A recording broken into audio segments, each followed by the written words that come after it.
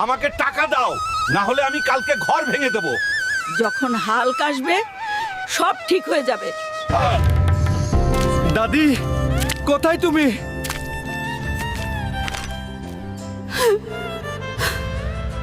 Hulk, বাড়িওয়ালা এসেছিল, সে বলল কালকের মধ্যে টাকা ফেরত দিতে, নাহলে সে আমাদের বাড়ি ভেঙে দেবে। আমি আজই যে কোনো উপায়ে টাকার ব্যবস্থা করব এবং বাড়িওয়ালাকে দেব।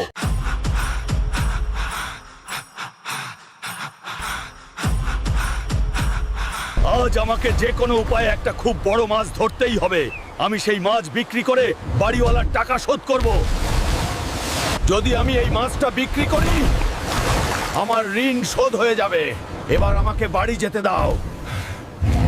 দিদা, আমি এই মাছটা বাজারে বিক্রি করে বাড়িওয়ালার পুরো ঋণ শোধ করে দেব। যাও হাল্ক, তাড়াতাড়ি যাও, আল্লাহ তোমার মঙ্গল করুন। বাজারের সবচেয়ে বড় মাছ। কে চায় এটা? ভাই, আমি